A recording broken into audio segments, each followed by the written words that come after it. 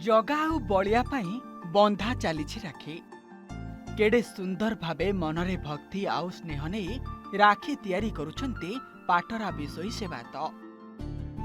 ओह कि दृश्य, आखि लाखी जाउछि, पेट पूरी जाउछि, मनटा जेमिति भरिला भरिला लागुछि।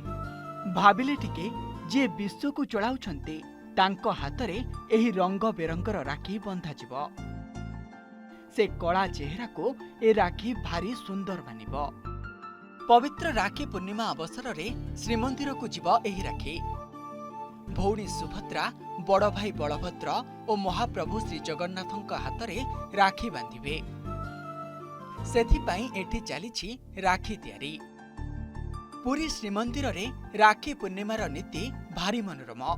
भाई भौणीर पवित्र संपर्कर पर्व राखी पूर्णिमा रे महाप्रभु श्री जगन्नाथ मध्य राखी पिंधंती। भक्तों पाई यह केवल एक परंपरा नुहे, बरं महाप्रभुंक सह भक्ति और भाई भौणीर स्नेहर एक अन्योन्य संपर्क।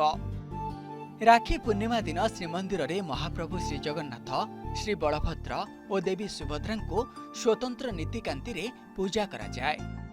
आउ भाई भौणीर संपर्क को मने पकाई महाप्रभुंक निकटरे भक्त माने निज परिवार रो सुख, शांति और समृद्धि पाई प्रार्थना करती।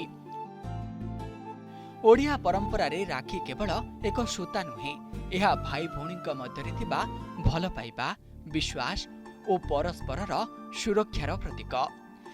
सेही भावना जेते बेले श्रीमंदिर रे महाप्रभुंक सह जोड़ी होई जाए, ताहा भक्तों मनरे एक भिन्न अनुभव सृष्टि करे। विश्वास रही महाप्रभु श्री जगन्नाथ हेउछन्ति समस्तंक रक्षक। तेणु तांको हातरे राखी बंधाजिबर भावना भक्तों पाई आहुरी भावपूर्ण होई उठे।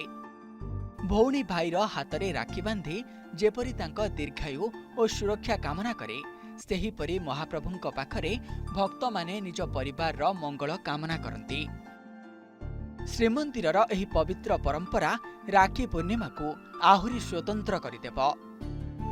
भक्तों आस्था, भाई भौणीर स्नेह और महाप्रभुंक आशीर्वाद एही तीनिटीर सुंदर समन्वय रे रंगीन हेब राखी पूर्णिमा।